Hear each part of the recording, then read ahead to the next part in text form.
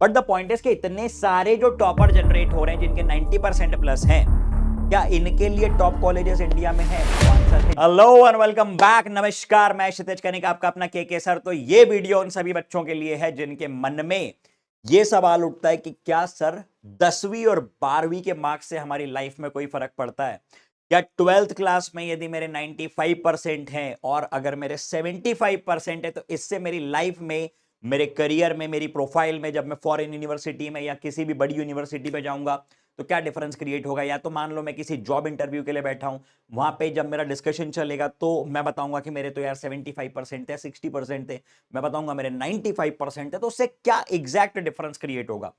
C, this is a very subjective thing और ये person to person experience differ कर सकता है।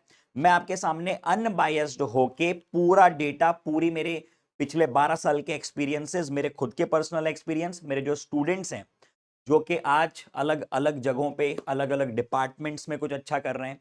बहुत से बच्चे एम्स से पास आउट हैं, बहुत से बच्चे IIT Powai, IIT Delhi, IIT Kharagpur से पास आउट हैं, कुछ बच्चे गूगल, फेसबुक और दूसरी कुछ एमएनसीज में प्लेस्ड हैं, कुछ बच्चे एम्स से निकल के अभी सर्व कर रहे हैं नेशन को, कुछ एएफएमसी से पास आउट है। ये सभी बच्चों से जब मैं डिस्कस करता हूं और मैं एक सवाल कॉमनली पूछता हूं कि यार 12वीं का रिजल्ट जो था वो लाइफ में कितना मैटर कर रहा है, तो कुछ ऐसी बातें हैं जो आप जान के वाकई में सरप्राइज होगे और मेरा मानना है कि ये इंफॉर्मेशन आप तक पहुंचनी जरूरी है।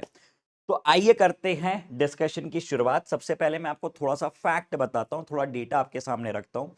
लास्ट ईयर का डेटा है। अगर हम बात करें 10th और 12th क्लास के बच्चों की, तो 10वीं क्लास में लगभग 22 लाख बच्चों ने एग्जामिनेशन दी और उनमें से अराउंड 2 लाख बच्चा ऐसा था जो कि 90% प्लस था। और 12वीं क्लास की बात करें तो अप्रोक्सीमेटली जो बच्चा 90% प्लस था दैट वाज 1.2 लाख। लेकिन सवाल यह उठता है कि सर यहां पे 2 लाख टॉपर्स, यहां पे 1.2 लाख टॉपर्स, क्या इतनी हमारे पास मेडिकल या आईआईटीज की सीट्स हैं?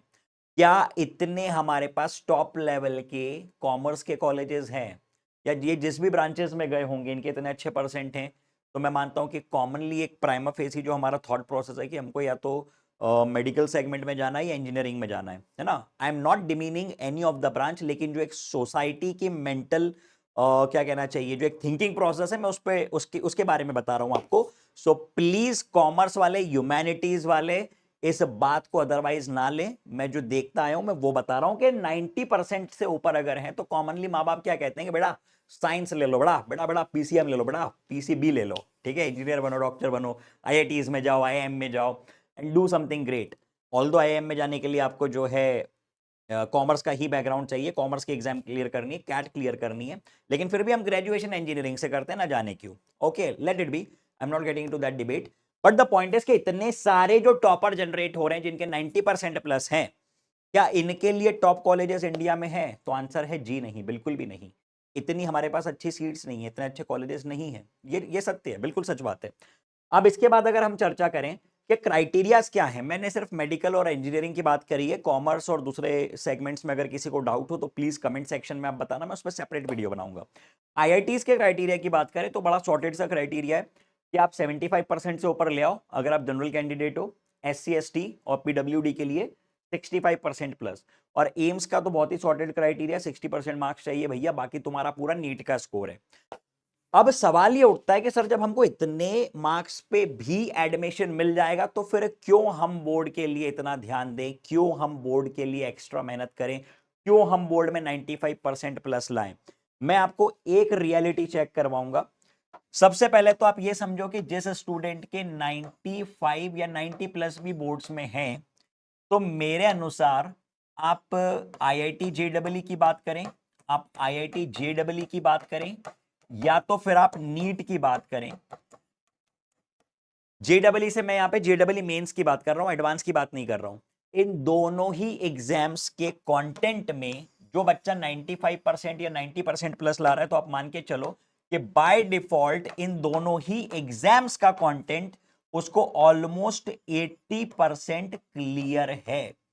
80% उसकी प्रिपरेशन, 80% प्रिपरेशन उसकी हो जाती है यदि वो बोर्ड इतनी अच्छे से कर लेता है, उसके 90 या 95% आए। This is the first and the most important point, क्योंकि आपने देखा है कि अभी जो भी कुछ हुआ, ठीक है, नीट का आपको पता होगा कि कुछ पंगे हुए थे, एक क्वेश्चन में पंगा आया था, उसका आंसर बेसिकली कॉन्फ्लिक्ट कर रहा था। हमेशा क्या किया जाता है, एनसीईआरटी को ही फाइनल वर्डिक्ट माना जाता है, जो भी उसमें लिखा है उसको हम फाइनल मानते हैं। लेकिन यहां पे बात आई थी फंडामेंटल्स की, प्रिंसिपल्स की। तो जो बच्चा इतने मार्क्स ला रहा है उसका डेफिनेटली सीधी सी बात है कि फंडामेंटल्स, उसके प्रिंसिपल्स क्लियर हैं, वो कभी एग्जाम्स में बहुत ज्यादा ऐसा नहीं हो सकता कि किसी के 95% प्लस है और यहाँ पे उसके बिल्कुल ही रैंक एकदम आखिरी की आ रही है, बहुत पीछे की रैंक आ रही है, नीट में बहुत ही खराब स्कोर आ रहा है, जेडब्ल्यू में बहुत ही खराब स्कोर आ रहा है, ऐसा नहीं होता है। तो ये दोनों चीजें आपस में एक दूसरे को कॉम्प्लीमेंट करती हैं, एक दूसरे को सपोर्ट करती हैं। सेकेंड इंपॉर्टेंट थिंग कि सर आपने ये तो बताया कि हाँ हमको इतने इतने मार्क्स आईआईटीज और क्या कहते हैं नीट के लिए चाहिए, but the important point is कि आप आगे का सोचिए कि आगे क्या होता है। मान लो कि अगर आपको आईआईटीज में नहीं जाना है या आईआईएम में नहीं जाना, या आपको नहीं मिल पाए, आपको आईआईटीज और एम्स नहीं मिल पाए, या आपको नहीं जाना है, आपको बाहर जाके पढ़ना है, तो वहां पे क्या सिचुएशन बैठती है। आपने आईआईटीज से पास आउट हो गए, उसके बाद आप किसी कंपनी में बैठे हैं जॉब इंटरव्यू के लिए, वहां पे क्या सिचुएशन होती है। आप आईआईटी से या किसी भी इंजीनियरिंग कॉलेज से पास आउट होने के बाद जब फॉरेन यूनिवर्सिटीज में एमएस करने जाते हैं, तो वहां पे क्या सिचुएशन होती है। देखिए, 2 से 3 इंपॉर्टेंट बातें मैं आपको बताऊंगा। सबसे पहले, अगर आपको बाहर जाना है तो यूजी कोर्सेज यानी अंडर ग्रेजुएट कोर्सेज और पीजी कोर्सेज दोनों के ही लिए जीआरई, जीमेट और टोफल, ये कुछ एग्जामिनेशन है जिनके स्कोर कार्ड मैटर करते हैं यूनिवर्सिटी में अप्लाई करने के लिए। हर यूनिवर्सिटी का अपना एक कट ऑफ होता है, क्राइटेरिया होता है। अगर आप उसमें मैच कर रहे हो, आपका स्कोर कार्ड मैच कर रहा है, तो आप काउंसलिंग में उसको जो है अप्रोच कर सकते हो यूनिवर्सिटी को, आपके पास मेल आ जाएगा। यूनिवर्सिटी वाइज इन सबके कट ऑफ होते हैं, ठीक है। लेकिन अब मैं आपको 3-4 ऐसे पॉइंट बताने वाला हूं जिस पे आपको ध्यान देना चाहिए, और यहां से इंपॉर्टेंस क्रिएट होता है बोर्ड के रिजल्ट का। सबसे पहले और सबसे इंपॉर्टेंट बात कि आपका प्रोफाइल जो है ये पॉजिटिवली इंक्लाइंड होना चाहिए। सर इसका क्या मतलब है, मैं आपको बताता हूं। देखिए, इसका मतलब बताता हूं। आप एक प्रोफाइल समझना, प्रोफाइल नंबर 1, प्रोफाइल नंबर 1 जिसमें स्टूडेंट के 10th क्लास में जो मार्क्स थे वो थे 60, 12th क्लास में जो मार्क्स थे, ठीक है, मान लेते हैं उसने बहुत मेहनत की, वो ले आया 76 मार्क्स। फिर उसकी जो पूरा ग्रेजुएशन था, जो उसका पूरा ग्रेजुएशन था, उसमें उसका 7.8 पॉइंटर, जो कि मतलब 78% ऐसा कुछ मेंटेन था। तो ये जो प्रोफाइल है ना, ये कहलाती है positively inclined profile. This is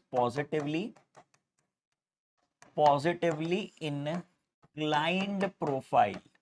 और वहीं अगर मैं एक दूसरी प्रोफाइल की बात करूं, अगर हम एक दूसरी प्रोफाइल की बात करें, प्रोफाइल नंबर 2 की बात करें, प्रोफाइल नंबर 2 में बच्चे के 10th क्लास में मार्क्स है, मैं सिर्फ मार्क्स लिख रहा हूं, 10th क्लास में मार्क्स है 90, सेकेंड में मार्क्स आ गए 80, और फिर ग्रेजुएशन में उसका 80 या तो 7.8 या ऐसा कुछ मेंटेन्ड है। अब आप ये समझना, कि यहां पे दोनों के 7.8 है। Try to understand this point, this is a very interesting point, और ये आपको कोई नहीं बताएगा। 7.8 दोनों स्टूडेंट्स के हैं, लेकिन इसकी प्रोफाइल जब कभी भी स्क्रूटिनी में जाएगी, कोई भी बड़ी यूनिवर्सिटी इसकी प्रोफाइल मांगेगी, बैकग्राउंड चेक करते हैं। किसी भी फॉरेन यूनिवर्सिटी में जाओ, वो बैकग्राउंड चेक करते हैं आपका। तो ये नेगेटिवली इंक्लाइंड प्रोफाइल कहलाएगी।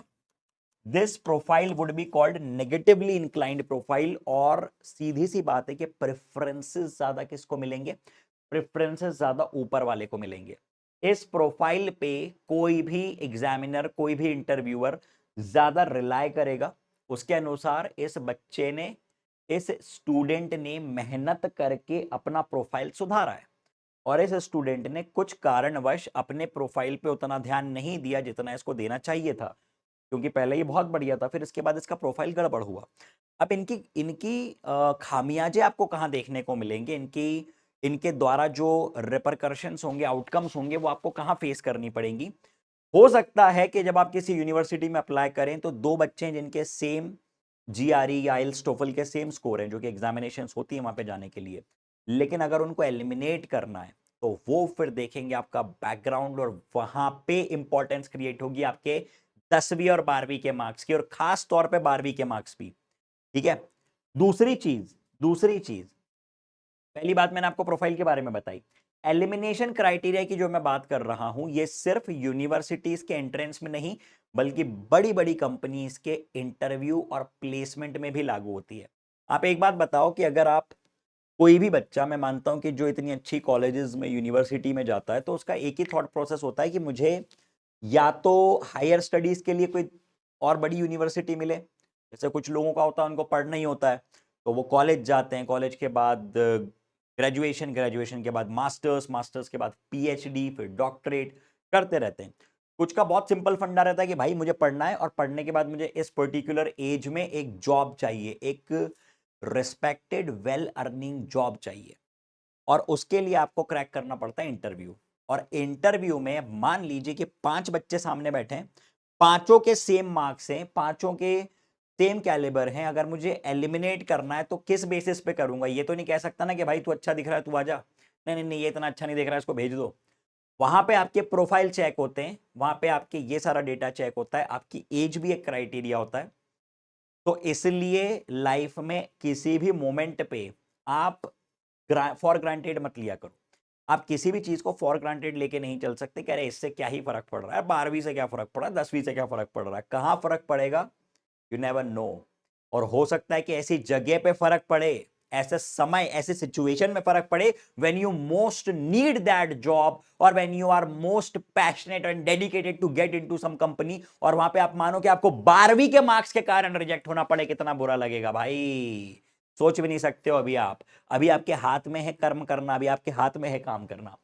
प्रेफरेंस इन द प्लेसमेंट, ये 3 ऐसे पॉइंट हैं जिसके लिए मैं तो यही कहूंगा कि अगर कर रहे हो ना तैयारी, जी जान लगा के करो, अपनी कॉम्पिटेटिव में बढ़िया स्कोर लाओ, बोर्ड का भी काम सेट करके दो, क्योंकि घर वाले एक ही बात पूछते हैं कि भैया ठीक है आईआईटी की तैयारी तो कर रहा है, वो तो बड़ी अच्छी बात है, बोर्ड में कितने ले आएगा, 12वीं में कितने ले आएगा, 12वीं में कितने आ रहे हैं, 80 आ रहे हैं, 90 आ रहे हैं, 70 आ रहे हैं, होता है नहीं होता, ईमानदारी से बताना यार, ये बात होती है कि नहीं? मेरे साथ भी हुई थी, मुझे भी दिमाग में उस टाइम था कि अरे यार 12th के मार्क्स से क्या ही फर्क पड़ रहा है, क्या ही हो जाएगा, लेकिन फर्क पड़ता है भाई लाइफ में, ऑनेस्टली बता रहा हूँ फर्क पड़ता है। कई जगहों पे ऐसी सिचुएशंस आई है लाइफ में जबकि फर्क पड़ा है। तो इसलिए मैं यही मेरे बच्चों को हमेशा यही गाइड करूंगा कि अगर कर रहे हो ना तो हर जगह झंडे गाड़ो भाई, एक तरफा माहौल सेट करो हर जगह पे। आप ऐसा थोड़ी है कि आपके अंदर टैलेंट है तो वो सिर्फ जेडबलई के लिए टैलेंट है, नीट के लिए टैलेंट है, बोर्ड के लिए टैलेंट नहीं है। अरे कॉन्सेप्ट्स तो वही है, फिजिक्स तो वही है। मैं हमेशा आईआईटी और नीट की बैचेस के साथ ये कहता हूं कि मैं आखिरी समय में बोर्ड की सीरीज लेके आऊंगा, जहां जहां जब जब मैंने जिस भी तरह से काम किया, हमेशा मैंने बच्चों का बोर्ड के समय, बोर्ड के 1-2 महीने पहले पूरा पूरा साथ दिया, क्योंकि मुझे पता है कि ये ऐसी चीज है जो कि नेग्लेक्शन में जाती है, जिसको हम फॉर ग्रांटेड लेके चलते हैं, कई बार नेग्लेक्ट करते हैं जाने अनजाने, लेकिन ऐसा करना नहीं चाहिए।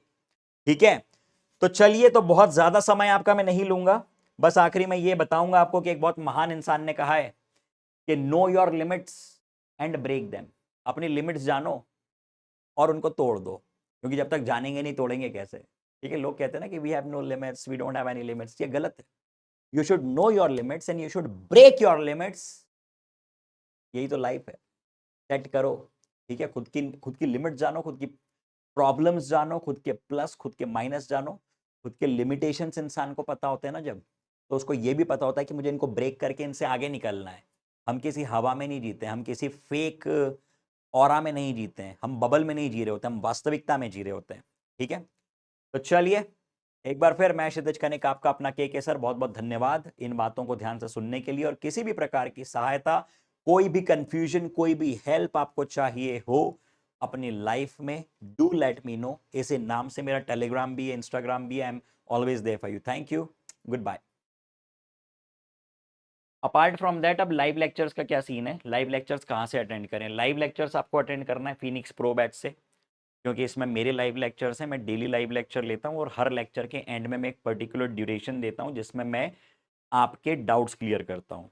तो ये एक बहुत ही क्या कहना चाहिए, टू द पॉइंट बैच है, जिसमें सीधी पढ़ाई होती है, कोई इधर उधर का ड्रामा नहीं, कोई इमोशनल बातें नहीं, कोई मोटिवेशनल बातें नहीं होती हैं क्लास में, है ना, सिर्फ पढ़ाई होती है, ना उछल कूद होती है, ना तमाशे होते हैं। आमने सामने बैठ के शांति से पढ़ते हैं, पढ़ाते हैं, सवाल करते हैं और डाउट्स बताते हैं बच्चों को। Very simple procedure. मेंटोरशिप और मटेरियल ये आपको मिलता है फिनिक्स प्रो बैच में फ्री। मेंटोरशिप का एक अलग से चार्ज होता है, लेकिन जो बच्चे फिनिक्स प्रो के स्टूडेंट हैं और फिनिक्स 123 के स्टूडेंट हैं उनको मेंटोरशिप और सारे मटेरियल्स जिसमें डीपीपी, महापैक, मॉड्यूल ये सब मिलता है for free of cost. Crash course और टेस्ट सीरीज भी जो आएंगी ये सारी चीजें भी होने वाली हैं कंप्लीटली फ्री ऑफ कॉस्ट। ये सारे फीचर्स आपके लिए फ्री ऑफ कॉस्ट है। इवन जो बच्चों ने फिनिक्स प्रो बैच ली है उनको 1.0, 2.0 और 3.0 का एक्सेस मिल रहा है for free. Phoenix pro batch की प्राइस यदि आपको बताऊं तो ये है 4,999, 4,999 रुपए। लेकिन प्रॉब्लम ये क्रिएट होती है कि बच्चा जाके बोलता है कि सर आप यहाँ पे तो प्राइस बताते हो 4,999, जब हम ऐप पे जाते हैं तो वहाँ पे हमको 10,000 या तो 9,000 या कई बार बच्चे बोलते हैं 14,000 तक की प्राइस दिखती है। बेटा वो इसलिए होता है क्योंकि यहाँ पे मैं आपको एक रेफरल कोड देता हूँ, वो रेफरल कोड आपको वहां पे लगाना है and that code is KK Live। When you apply this code you get this particular price, ठीक है। और जो भी उस समय की प्राइस होती है, जैसे आज मैं आपको ये बता रहा हूं तो ये प्राइस एप्लीकेबल है इस कोड पे आज। अगर ये चेंज हो जाएगी तो मैं आपको चेंज्ड प्राइस बताऊंगा, ठीक है। It's completely system generated. तो ऐसा ना बोलें कि सर आपने आज ये बताई थी, हम 1 महीने बाद जाके चेक कर रहे हैं वहाँ पे कुछ अलग दिख रही है, फिर आप स्क्रीनशॉट भेजते हो कि सर आपने तो ये बोला था। बेटा किस दिन बोला था उसका भी थोड़ा सा ध्यान रखो, ओके। तो this is Phoenix pro batch. Phoenix pro के बारे में आपको मालूम है कि ये जो प्राइस बताइए ये साल भर की प्राइस है। इसमें आपको क्रैश कोर्स, टेस्ट सीरीज और नीट 2025 तक का पूरा full support, teacher support, mentorship support, material support, doubt support, सारी चीज़ें आपको मिल रही हैं। डाउट के लिए बहुत प्यारा फीचर है बैच में जो कि है हैंड रेज फीचर, जिसमें आप बटन दबा के हैंड रेज कर सकते हैं, टीचर आपको अनम्यूट करेंगे, अनकैम करेंगे, आप बातें कर सकते हैं उनके साथ, ठीक है। इसके बाद बच्चा बोलता है कि सर आप तो मुझे कुछ ऐसा बताओ कि मुझे मटेरियल हाथ में मिल जाए, पूरा जो पूरी की पूरी बुकलेट्स है ना वो मुझको हाथ में मिल जाए। तो उसके लिए iconic is for you, this is the iconic. और आइकॉनिक में आपको पूरा मटेरियल आपके घर पे मिलता है, आपके एड्रेस पे कुरियर होगा। उसका कुछ अमाउंट ज़्यादा है एज कम्पेयर टू प्लस, वो आपको देखना पड़ेगा कि एट द मोमेंट क्या प्राइस चल रही है, बट हार्डली 20-30% का डिफरेंस होगा उसमें। अगर ये 5,000 की है तो उसमें आप 20-30% ऐड कर दें, ये आइकॉनिक की प्राइस होगी। प्रो एक अलग फीचर है, प्रो में आप ये मान के चलिए कि आप प्योर ऑफलाइन अटेम्प्ट कर सकते हैं, प्योर ऑफलाइन जाके बैठ सकते हैं, पढ़ सकते हैं, डाउट्स क्लियर कर सकते हैं, टेस्ट दे सकते हैं ऑनलाइन की प्राइस में। इसकी अधिक जानकारी के लिए या तो आपको कभी किसी को ऐसा है कि नहीं मुझको तो ऑफलाइन ही जाके पढ़ना है, तो हर शहर में, ऑलमोस्ट हर शहर में ऑफलाइन सेंटर्स हैं। आई वुड सजेस्ट कि आप अपने पेरेंट्स के साथ पहले फ़ोन लगाएं ऑफलाइन सेंटर पे, वहाँ का एक टाइम बुक करें, काउंसलर से जाके मिलें। अगर आपको कोई भी हेल्प चाहिए मुझे टेलीग्राम पे मैसेज करें, है ना। और अगर आपको लग रहा है कि फिर भी आपको रिप्लाई नहीं मिल पा रहा है तो आप कहीं पे भी टेलीग्राम, इंस्टाग्राम पे मैसेज करें, मुझे कमेंट में बता दें, आपको मैं रीच आउट करवा दूंगा। आप डायरेक्टली जाइए, अपनी डाउट्स और क्वेरीज सीधे काउंसलर के सामने जाके ऑफलाइन सेंटर में बैठ के क्लियर कीजिए। आपको अगर किसी भी प्रकार का, किसी भी तरह का सपोर्ट चाहिए, फाइनेंशियल सपोर्ट या कोई भी और XYZ पॉइंट्स में सपोर्ट चाहिए, हर तरह के सपोर्टिंग लोग आपके पास वहाँ पे हैं। 90% तक स्कॉलरशिप्स दी जा रही हैं जो कि एक्चुअल डिजर्विंग स्टूडेंट्स हैं, जिनके अंदर काम करने की ललक है, जिनके अंदर वो स्पार्क है, और जो आज किसी कारण से, फाइनेंशियल रीजन से नहीं अटेंड कर पा रहे हैं ऑफलाइन क्लासेस, तो उनके लिए 90% तक आपको जो भी प्राइस होगी उसमें रिडक्शंस मिलेंगे, ओके। तो चलिए मिलते हैं अगले वीडियो में, तब तक के लिए जय हिंद, जय Bharat, thank you so much, love you all.